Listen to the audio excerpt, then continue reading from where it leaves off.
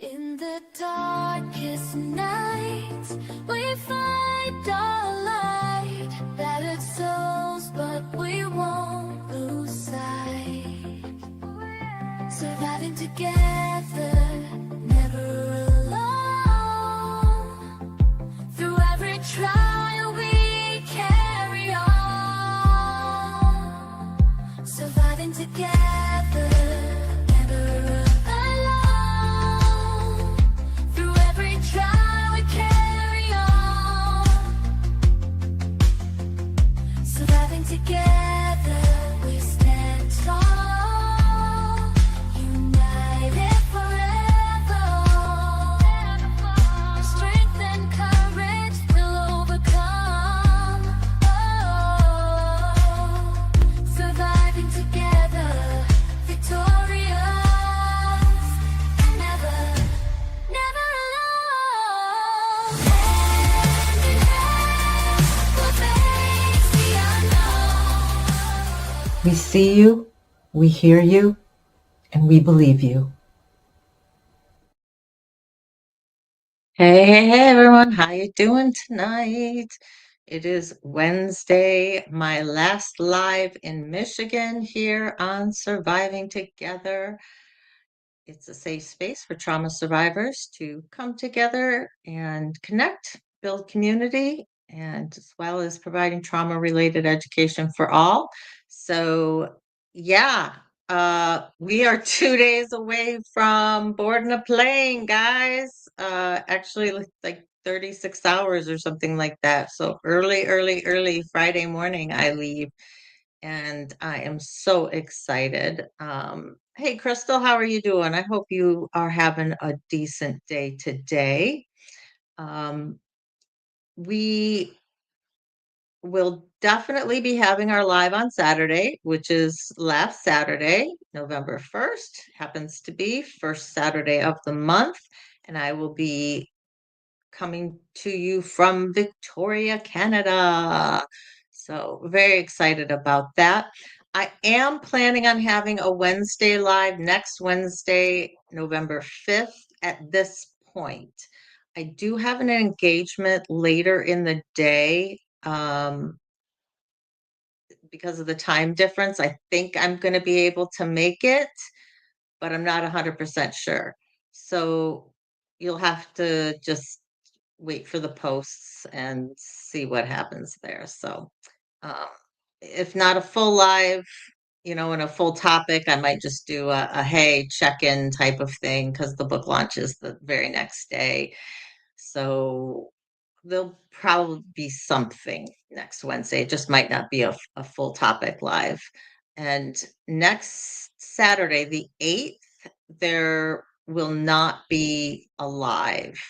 If I do anything, it's going to be a quick, hey, how you doing from the airport because I will be traveling. So it will be a surprise.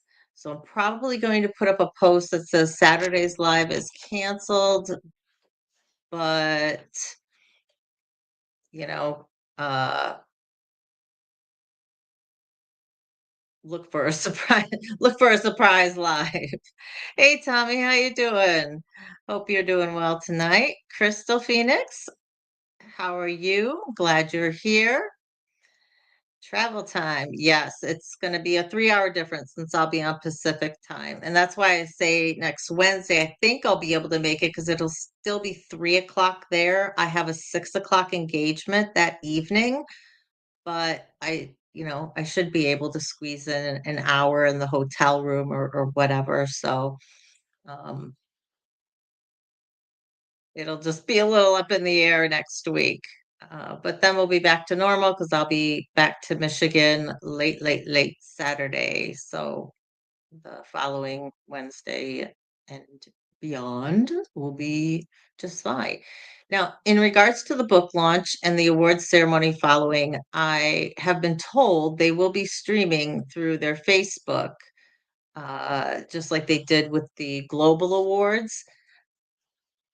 I'm going to see if I can have somebody cover, log into my account and stream it If not, I think it's going to be saved and I can play it for you later. So I got to see what happens and I got to connect with Peace next week. So that's everything that's coming up. That's the dealio. The topic I picked for today is collective trauma. And this came up because of uh, a news article that came through my feed in regards to the issue. And I thought it would be apropos because we've touched on it a little bit in the past. Um, Crystal says, yes, trauma can affect entire societies. Think the Holocaust. Absolutely. And that's, one of the major touchstones that people reference when they talk about collective trauma. Collective trauma goes by a bunch of different names. Some people call it mass trauma. It's also been known as historical trauma, community-wide trauma, historic grief, intergenerational trauma, simultaneous trauma. So there's a whole bunch of names. Now, there is also cultural trauma, which is a related concept, but it is distinct from um, community, from collective trauma. Collective trauma, by definition, is the psychological reactions to a traumatic event or events that affect an entire society. Whereas cultural trauma refers to an event or series of events that significantly disrupts the safety, well-being, and sense of community amongst a group of people. So it's more of cultural trauma is more segmented. It's talking about a specific population within an entire community. Whereas collective trauma is talking about the community as a whole. So what types of things fall within collective, and I will go slash cultural trauma because we will be talking about them both. And these are things like natural disasters, mass violence, uh, and societal level oppression and injustice. Think slavery, genocide, that sort of thing. So just to name a few events, and there's been multitudes. To give you an idea, Crystal already named one of them, the Holocaust. Obviously, big one, affected a lot of people. And it wasn't just Jews, although the Jews were the ones that were marked for extermination. It affected the world, right? Because we had the World War going on at the same time, and so it just affected people differently depending on what side that they were on. But there's huge collective trauma that still to this day is affecting generations from the Holocaust. Uh, Crystal M mentions the Indigenous people in Canada. Yep, you could say the Indigenous people I will say the Indigenous people in North America, right? Because the American Indians were treated the same, pushed out of their lands and wiped out. Um, so definitely. Hey, Patty, how you doing tonight? So besides the Holocaust, what else do we have? Well, the atomic bombings in Japan. Okay, that was in 1945. We have the Chernobyl disaster in 1986, which affected the huge populations of Soviets and Ukrainians and everybody in that area. 1994, we saw the Rwandan genocide. Over 800,000 people were killed. And more recently, we have the COVID pandemic. And so all of these are an example of events that have brought about a feeling of not being safe in your environment. They can trigger people individually. So you have the collective trauma, meaning how many people are involved, right, across the different strata, socioeconomic, color, so race, gender, it's collective. The cultural trauma is where it's a little more specific. And so, like the Rwandan genocide, that's going to be more of a cultural trauma because it affected um, the Tutsi people. They were the ones who were being murdered. Um, I think the genocides that were in Bosnia and Herzegovina, I'm saying that wrong. Let's just say Bosnia uh, as well. You would throw in with that, right? Because there was a huge genocide that occurred up there.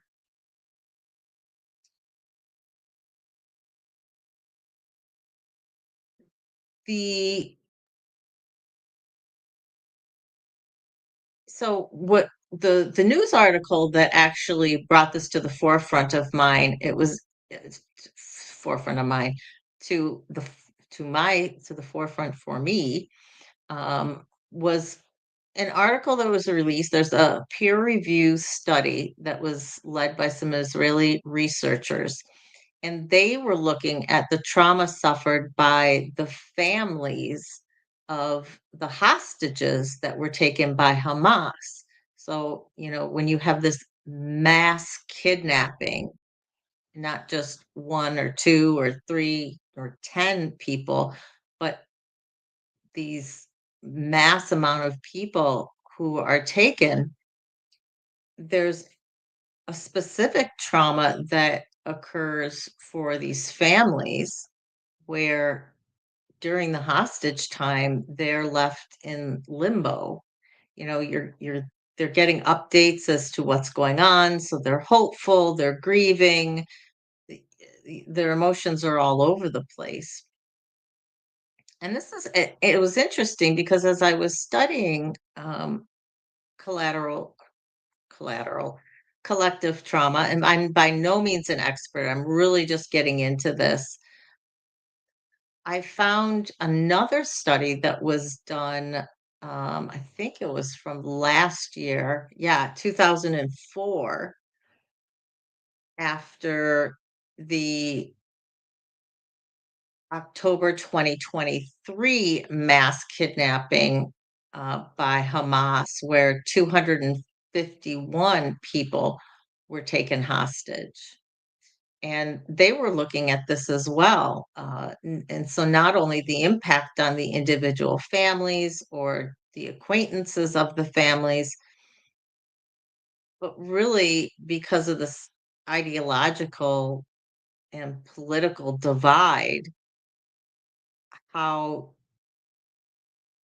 those kidnappings psychologically really have affected the community, the Jewish community, Israel really as a whole.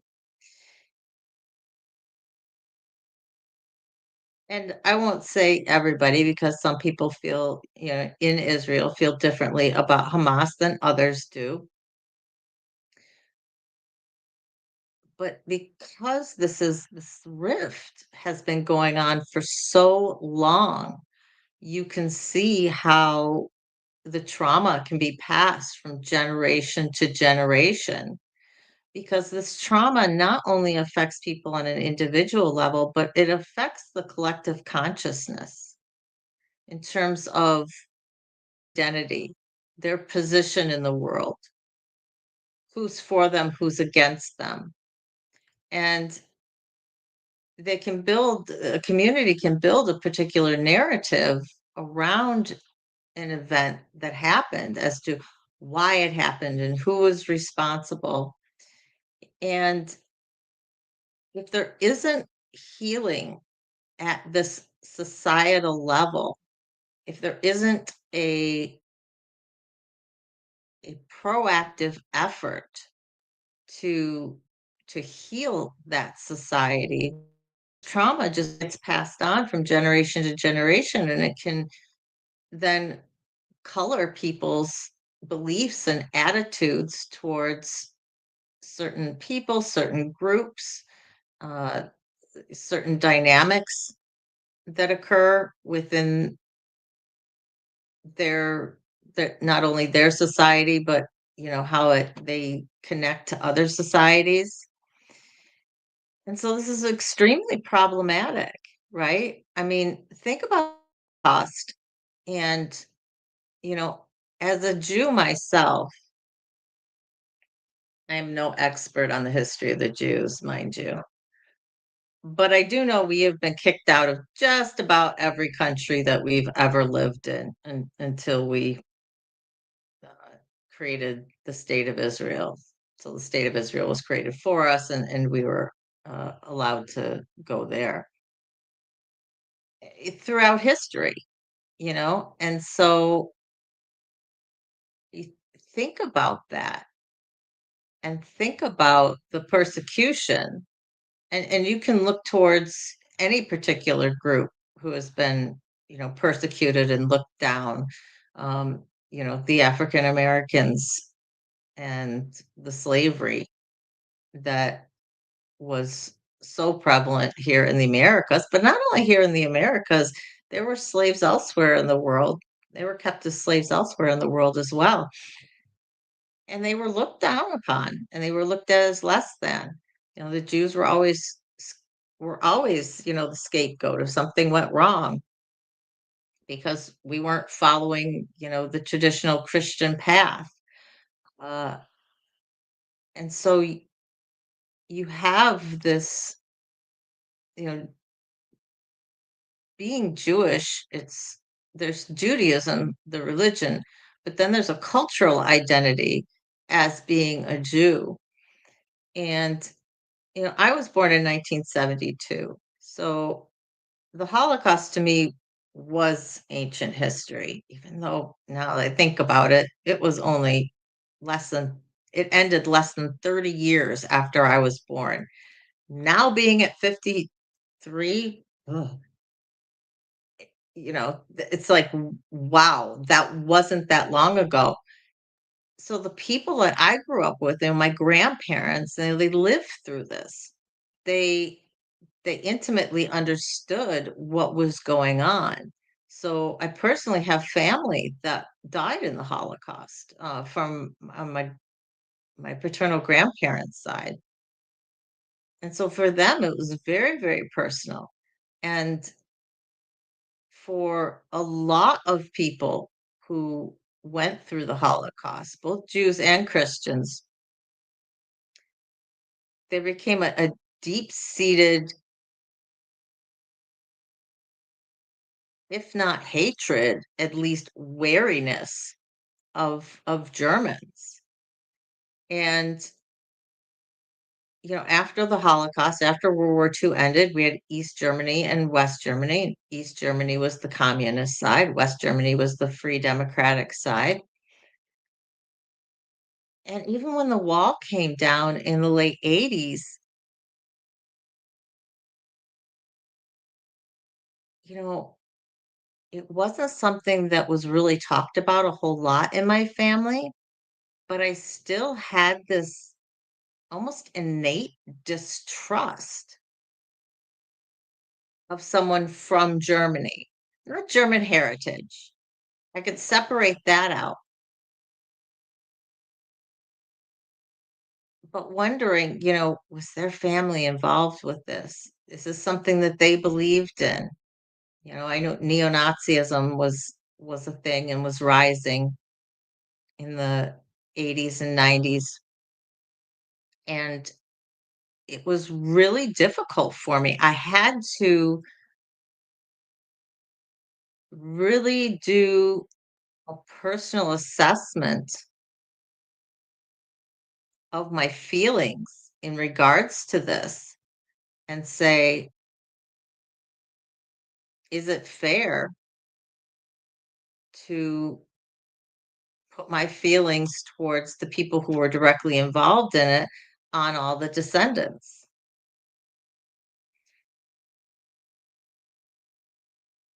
And so without this, without healing,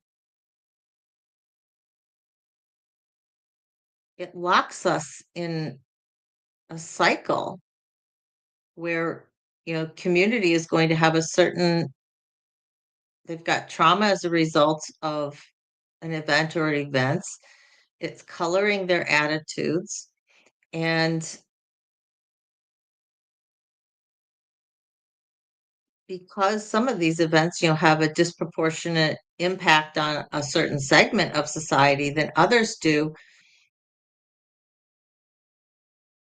community wide therapy programs, community wide mental health programs, when these types of things happen, are extremely important. And before I get into that and get into healing, um, Crystal says slavery still exists on a wide scale even today. Absolutely. Uh, it's, I mean, human trafficking, for sexual slavery, for labor slavery, it absolutely still occurs. It's something we don't think about a whole heck of a lot, but it, it didn't disappear when, all of a sudden America enacted the Emancipation Proclamation and freed the black slaves. Yeah, you're absolutely right. So how do we get out of this intergenerational trauma? How do we get past a community passing along these beliefs, passing along their trauma to the next generation? And sometimes even inadvertently, it's just done because that's how they see the world now. That's how they view a particular event or view the people who were responsible for the event. So how do you heal a community like that? And I wish Kermel was here, because he he had a lot of good things to say. Being in Europe himself, he had some. We were talking at one point about some communities that had healed from this and it had really taken steps to make sure that the community ideology and trauma around the events of the Holocaust were severed, that they didn't pass them on.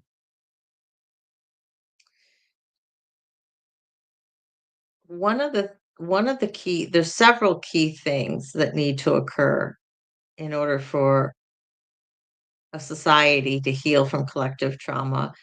And one is the society at large taking an actual accounting of what occurred and kind of agreeing as a society that this is what happened with the event. Because particularly when you're dealing with cultural trauma and even general collective trauma, people are going to remember the events differently, right? They had different experiences. Some were close to an event, some were farther from an event, in physical location. Um, and so it's important to kind of put all of that together and come to a consensus as best as that society can as to what actually occurred. And then having others outside that society acknowledge what occurred,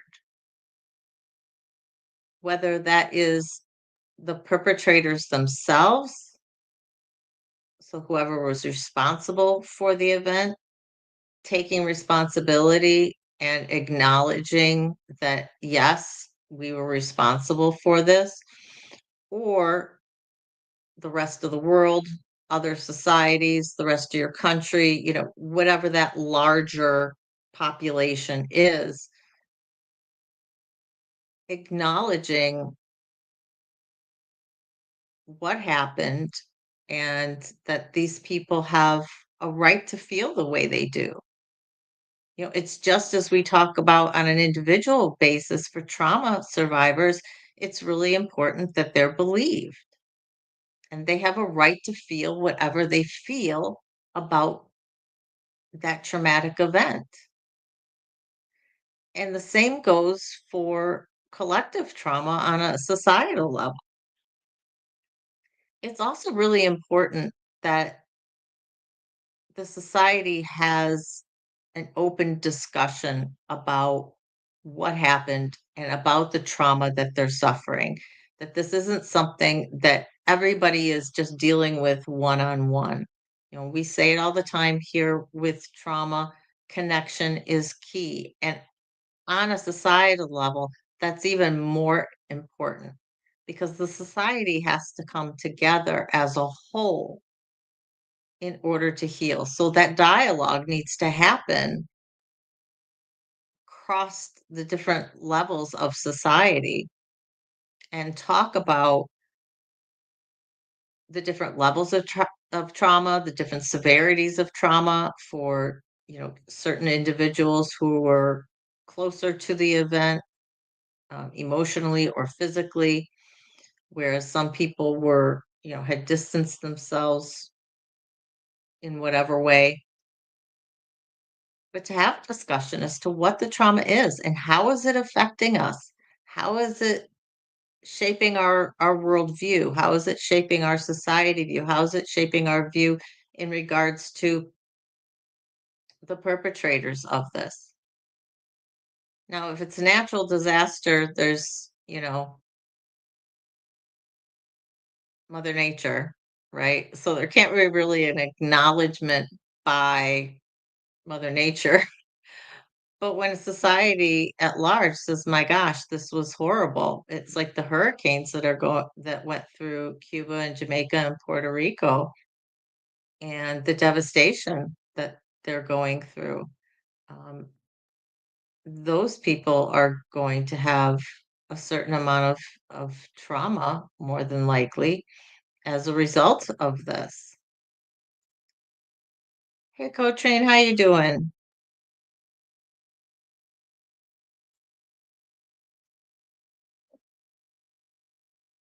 My cursor.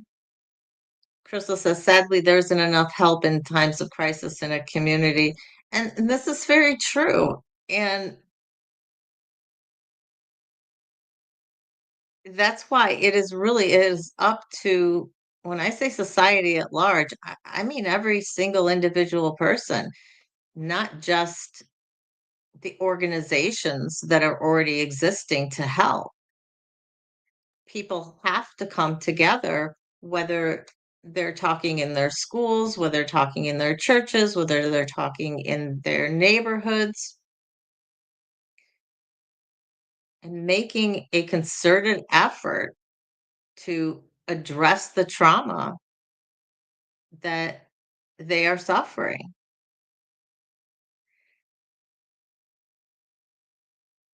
So community-based mental health programs are extremely important, and this is where I will, go to Crystal's comment. There certainly aren't enough of them.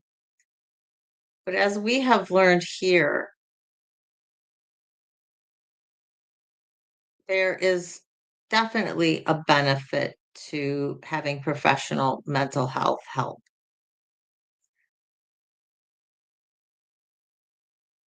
in lieu of that, connecting with others and having support from the other people who went through the same traumatic event is extremely important. And that's why I say it's on every individual person within that community that's suffering from that trauma to talk about what happened, support your neighbor, um, advocate for change.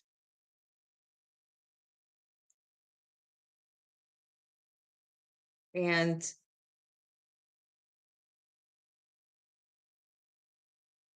obviously, especially when you're talking about cultural trauma, things like slavery and genocide, attacking the root cause of that trauma is extremely important, whether that's prejudice, discrimination, why is the oppression occurring? What's the division? How do we fix it? Education, guys, really, education is the key. The more educated people are to realize, in general, most of us are pretty the same when you get down to it, at bare bones. There's different political views, there's different religious affiliations, yes, but as human beings, we are basically the same and we have the same needs and we bleed the same color. So these are of course broad strokes in terms of what needs to happen for healing to occur within a community.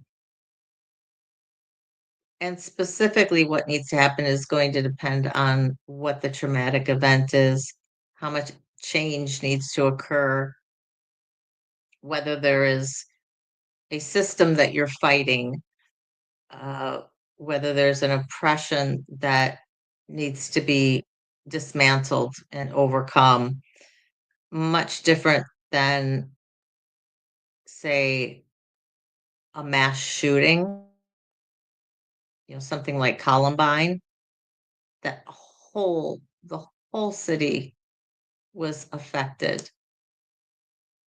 And a lot of people within America, and I can't speak to outside of America, but I know a lot of people in America were extremely affected by that because at the time, the largest school shooting that had occurred. And you've got one person responsible, one person who actually pulled the trigger. Then we start looking at, okay, where did he get the gun from? How is his mental health? Were there any red flags that were missed? Was this behavior reported to anybody and it was brushed off or not followed up on or not taken as seriously as it should have been?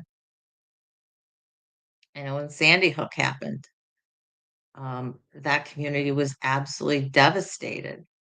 I was devastated. My God, I was scared to death for my son to return.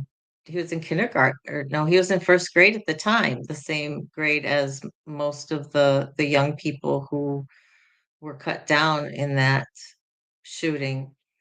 And I remember I was working and I could see my son's school out the window because it was only a couple of doors down, and I could see through the back way directly to his school.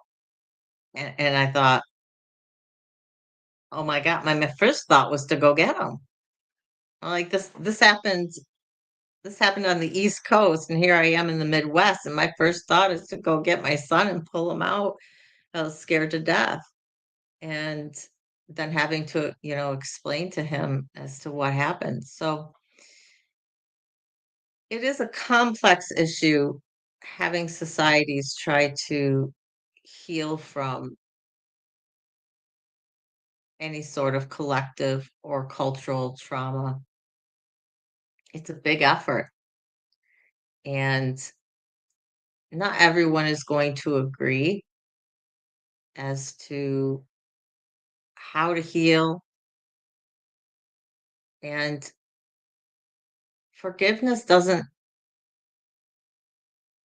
forgiveness is more on an individual basis, I feel, with collective trauma.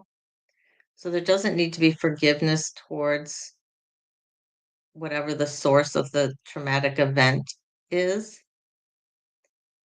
It is more mobilization of the population in helping each other and coming to a consensus as to what happened, having acknowledgement from outside that community as to what happened, and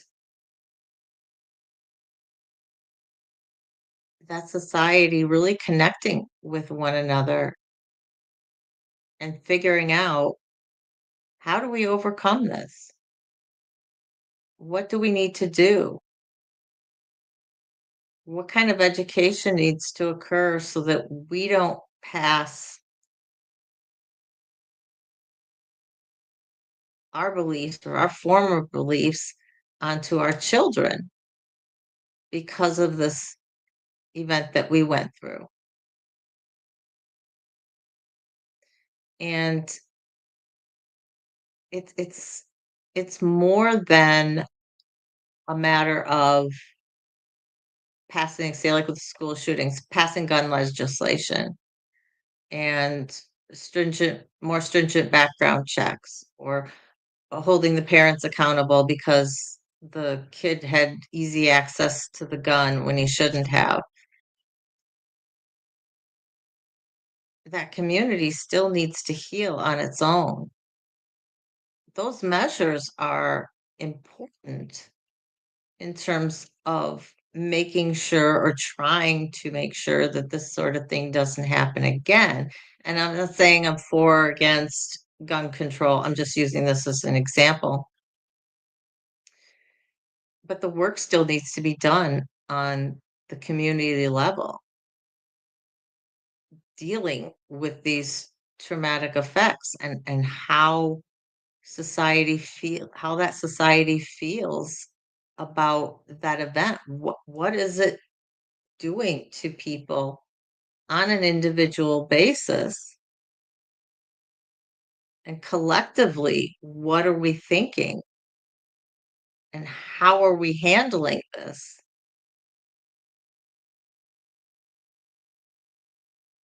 Especially when you have something, say like mass shootings, or other mass violence things that happen within a country. The federal government, or whatever your governing body, may do things to take over, but that doesn't intrinsically heal that community itself. They need to work for it. So this was just a real brief introduction to the topic. If this is something that is interesting to you, we could certainly get more involved with it. We could speak about it at a deeper level. We could speak to it in regards to specific events, if that's something that's interesting to you. So let me know in the comments what you think. Is this something that we should explore further? Is it something that's of interest to you viewers out there? If you're on replay, just as soon as you're done, you could throw in a comment. If you're watching live, as soon as the outro is done, wait a couple of seconds and you'll be able to do a comment.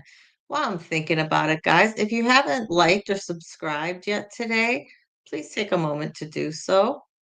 I can even give you a 30-second interlude of silence, because I'm not very good at putting up music and stuff like that in the meantime. I know if I have played around with StreamYard, and I do know that there's a way that they've got, like, oh, here, sounds and background music that you could play while we're doing it, but I don't know what each individual one sounds like. Probably play some upbeat thing when I'm trying to give you guys some quiet time.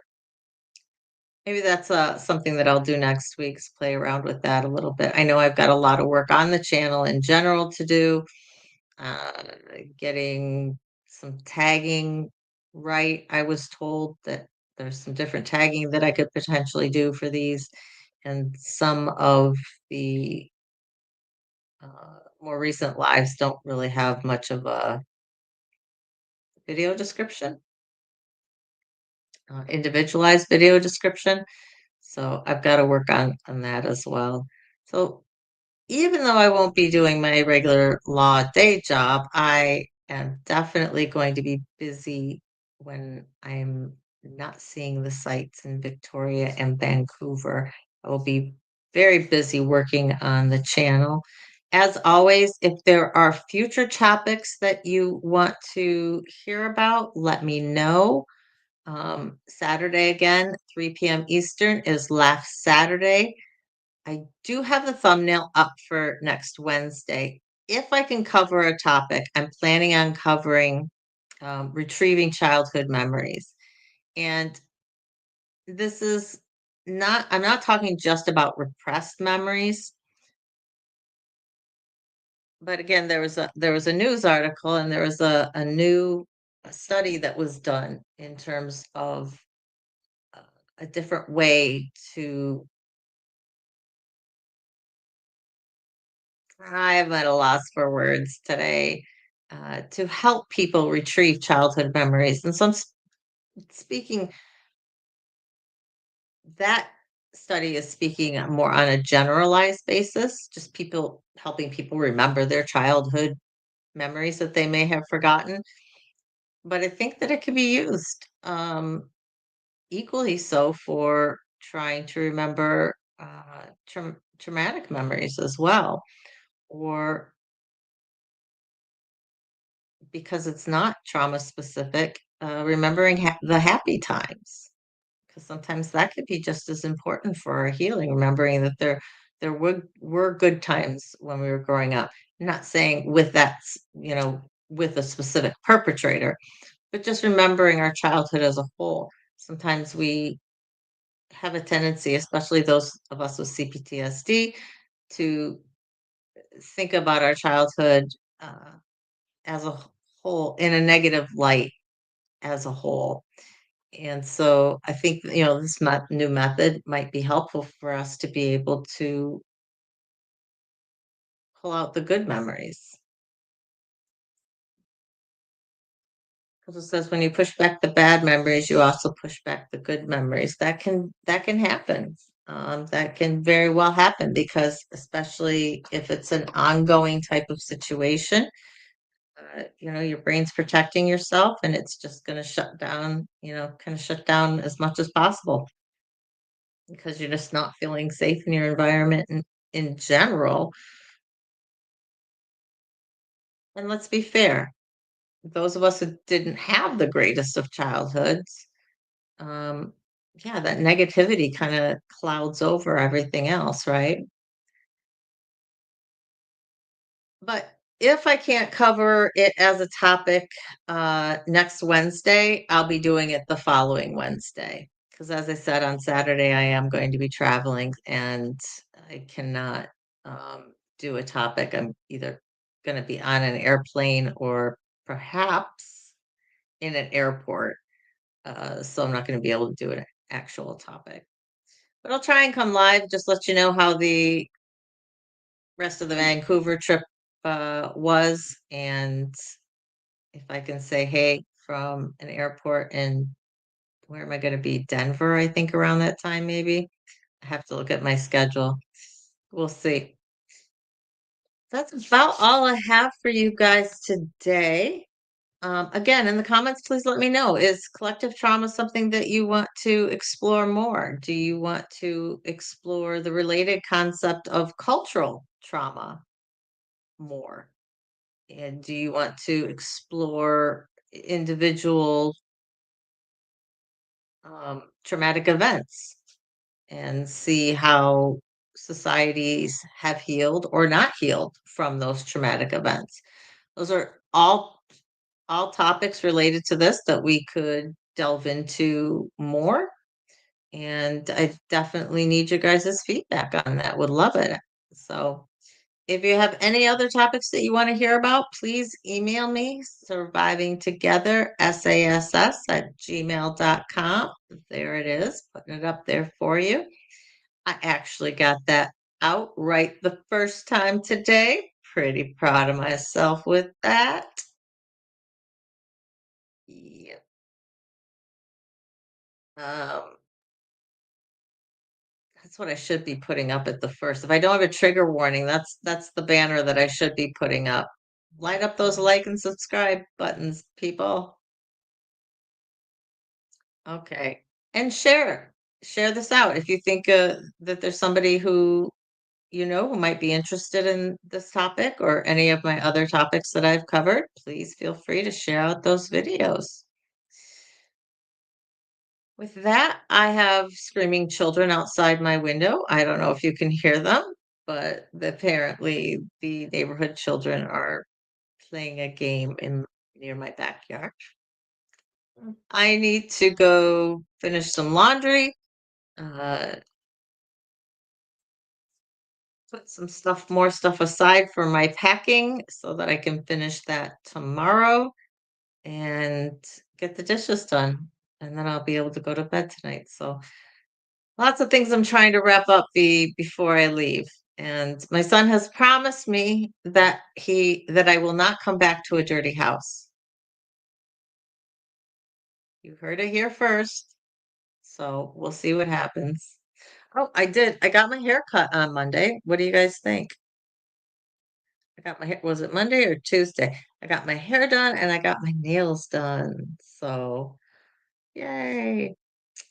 Did I find a dress? No, I didn't. I looked for one and I wasn't willing to spend a ton of money. And so what I have decided on is I have this jacket, like a suit jacket, but it goes down to like mid thigh. I guess if I was a daring woman and my legs were a little more shapely, you could wear it as a dress. But it's one of those really long jackets, and I'm pairing it with a pair of black pants that I did find. And I'm gonna have a little shell, chemise underneath because the buttons don't start until the waist. Uh, So I showed that to a friend of mine. She really liked the combo, so that's what I'm going with. I would have loved to have found a dress. I didn't. I am going to one store tomorrow to look for a new pair of shoes because my black heels, they've kind of had it. They got some wear on them. I've had them for a number of years. I don't really want to break in a new pair of shoes, but at the same time, uh, yeah, I really notice these heels have definitely seen better days. So I'm gonna look if I happen across a dress that I absolutely fall in love with, boom, we'll have a dress that I'll be wearing to the awards ceremony. Otherwise, the awards ceremony and for the author's launch for the author picture, I'm going to be in this black and white jacket and a pair of black pants. It looks pretty snazzy, I think, anyway. Just different. We'll see what everybody else is wearing. I may be the total odd one out of the picture, but we'll have to see. So with that, we're not quite at 7 o'clock yet, a little bit shorter of a live. Got through what I had to say on collective trauma a little quicker because we didn't have as many people in the live chat.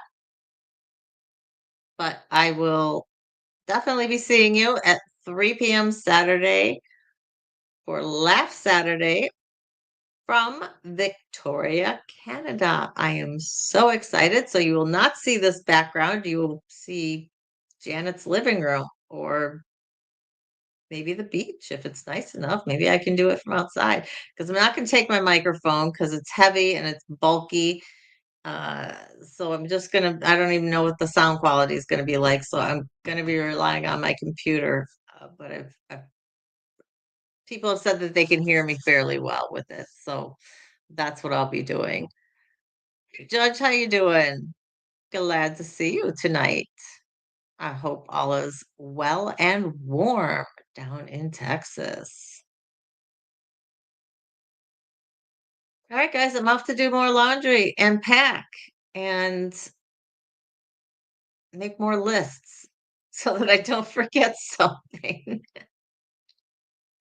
It has been a while since I've traveled international, so I got to make sure that I got all my I's dotted and my T's crossed. I know that I've got to fill out some paperwork tomorrow for going into Canada. I got to do that tomorrow. I didn't get to it today, so definitely one of the top things that's on my list. Hey Tiff, long time no see. Thank you very much. I haven't had a vacation, actual vacation for a while. So even though I've got a lot of personal things that I want to be doing with the channel and with LinkedIn and whatnot, it will be nice to have those few days in Victoria ahead of the book launch to be able to do that without the pressure of work and also be able to see the sights over there. So thank you. I'm very, very excited about it. With that, I will tell you guys to remember you are worthy, you are valuable, and you are loved just the way you are for who you are. Hugs and love from me. Mwah. See you Saturday from Canada. Have a good night, guys. Surviving together, never alone.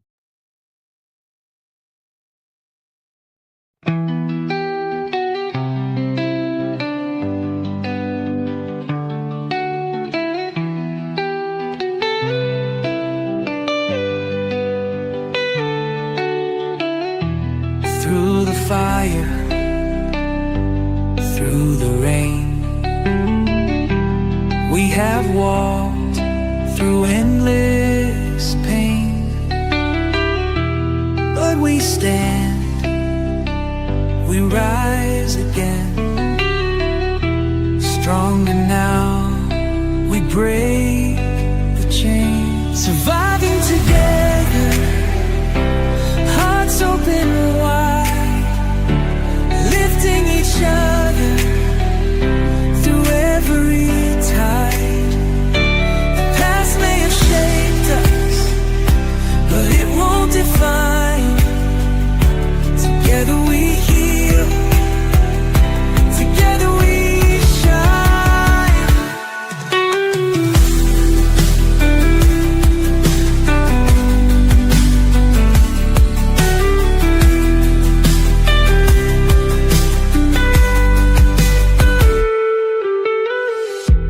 Every tear,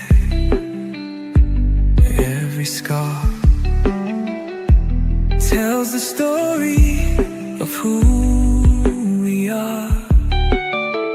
Not just survivors, but warriors too. With love as our armor, we see this through. We see you, we hear you, and we believe in you. Surviving together, hearts open wide, lifting each other through every tide. The past may have shaped us, but it won't define. Together we heal, together we shine.